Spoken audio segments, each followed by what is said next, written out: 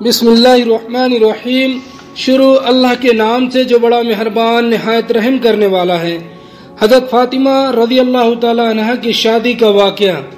حضرت be be Fatima کی شادی اسلامی تاریخ میں ایک ایسی شادی ہوئی ہے کہ جس دولہا بننے کی خواہش ہر بڑے سے بڑے صحابی کی تھی۔ آپ نے بہت سی شادیاں دیکھی ہوگی، لیکن ہمارے پیارے پیغمبر حضرت محمد صلی اللہ علیہ وسلم کی پیاری بیٹی حضرت سیدہ فاطمہ رضی اللہ تعالیٰ عنہ کی شادی کی تقریب سے پیاری کوئی نہ ہوگی۔ ایسی شادی جس کے لیے حوروں اور فرشتوں نے بھی تیاریاں کی، اور سب سے مزے کی بات یہ ہے کہ اس شادی کے پیارے دولہا کو اللہ پاک نے خود نامزد کیا تھا۔ خدا کی قسم دنیا بھر میں ایسی کوئی شادی نہ گزری ہوگی۔ سیدہ فاطمہ رضی اللہ تعالی عنہ جب طفولیات سے سن ولوت کو پہنچی تو آپ کا رشتہ لے کر بہت سے ذلیل القدر صحابی حضور صلی اللہ علیہ وسلم کے پاس تشریف لائے، لیکن حضور نے سبھی کو یہی جواب دیا کہ مجھے اس معاملے میں اللہ کے حکم کا انتظار ہے۔ کچھ ماہ بعد حضرت عبد الرحمن بن اور دیگر کچھ صحابہ نے شیر خدا حضرت علی کو مشورہ دیا کہ علی اب آپ بھی جائیں، سب کو انکار ہو چکا ہے، لیکن آپ کی نسبت نبی پاک صلی اللہ علیہ وسلم کے ساتھ وہ کسی اور کی نہیں ہے۔ حضرت علی رضی اللہ تعالی عنہ رسول اللہ صلی اللہ علیہ وسلم کی خدمت میں گئے۔ اتنی دیر میں اللہ کے محبوب نے فرمایا، اے علی، آج تمہارا آنا کیا فاطمہ کے رشتے کے لیے ہے؟ تو حضرت علی نظریں جھکا کر فرمانے لگے، جی ہاں یا رسول اللہ۔ حضور نے فرمایا کہ مجھے جبرائیل نے پہلے ہی خبر دے دی ہے۔ آپ نے ان کی درخواست قبول فرمائی اور ارشاد فرمایا، اے علی، گھریلو ضروریات کی کوئی چیز تمہارے پاس ہے جسے تم وسیلہ بناؤ؟ حضرت علی نے فرمایا کہ میرے پاس ایک تلوار، ایک اونٹ اور ایک زرہ ہے۔ حضور نے فرمایا، تلوار کی تمہیں ضرورت ہے، ہر وقت جہاد کے لیے تیار رہتے ہو، اور اونٹ تمہاری سواری کے لیے ہے، وہ بھی ضروری ہے۔ میں تمہاری طرف سے زرہ کا اتفاق رکھتا ہوں، اور علی تجھے بشارت ہو، اللہ تعالیٰ نے تیرا اور فاطمہ کا نکاح آسمانوں میں کر دیا۔ مجھے اللہ تعالیٰ کی طرف سے یہ حکم ہوا ہے کہ میں ابھی سب کے سامنے تمہارا اور فاطمہ کا نکاح پڑھا دوں۔ اس پر رسول اللہ صلی اللہ علیہ وسلم نے حضرت علی کا نکاح پڑھا دیا۔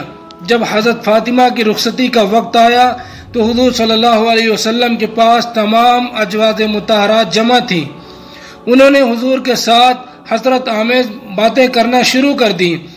حضرت ام سلمہ رضی اللہ تعالی عنہ نے حضرت خدیجہ رضی اللہ تعالی عنہ کا ذکر کیا اور فرمانے لگی کہ خدیجہ اگر زندہ ہوتی تو فاطمہ کے متعلق ہمیں کوئی پریشانی نہیں ہوتی اور ہماری آنکھیں روشن ہوتی۔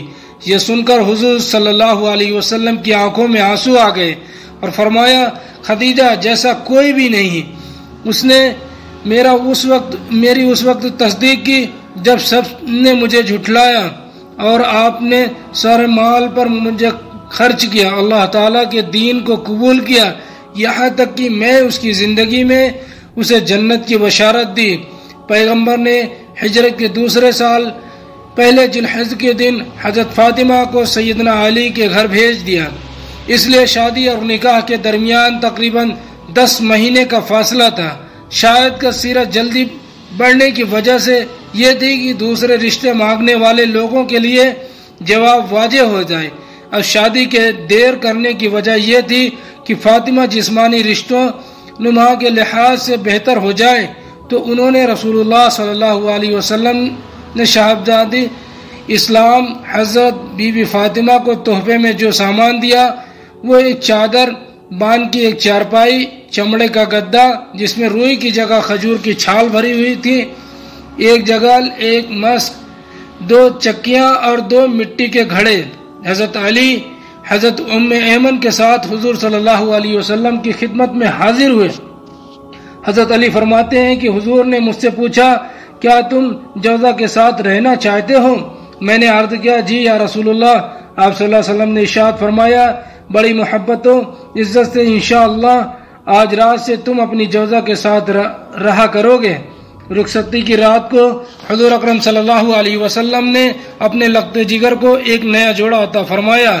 حضرت علی رضی اللہ تعالی عنہ حضرت فاطمہ سے محبت بھری گفتگو کرنے لگے، یہاں تک کہ جب رات کا اندھیرا چھا گیا تو وہ رونے لگی۔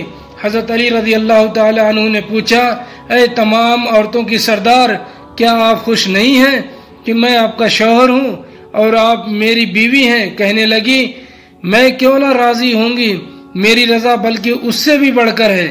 میں تو اپنی اس حالت اور معاملے کے متعلق سوچ رہی ہوں کہ جب میری عمر بیت جائے گی اور مجھے قبر میں داخل کر دیا جائے گا، آج میرا عزت و فخر کے بستر میں داخل ہونا کل قبر میں داخل ہونے کے مانند ہے۔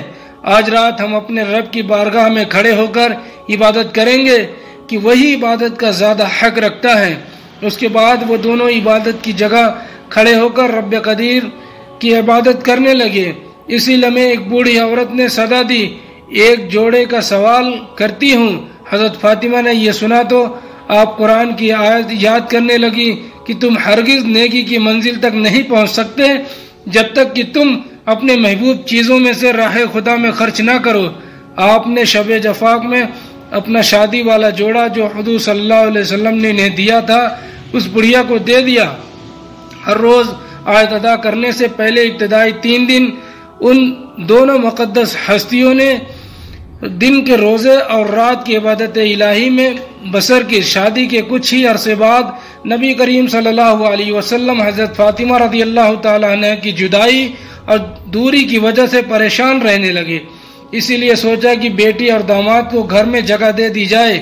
حضرت حارث بن نعمان رضی اللہ تعالی عنہ کو جلیل قدر صحابی تھے، جب ان کو اس بات کا پتہ چلا تو وہ حضور صلی اللہ علیہ وسلم کے پاس آئے اور کہنے لگے، خدا کی قسم میں چاہتا ہوں کہ میرا جو گھر آپ کے ساتھ ہے آپ لے کے۔ حضور صلی اللہ علیہ وسلم فرمانے لگے، اللہ تمہیں اس کا اجر دے۔ اس تمام طرح سے حضرت علی اور حضرت فاطمہ رسول خدا کے ہمسایہ بن گئے۔ وآخر الدعوانا والحمد للہ۔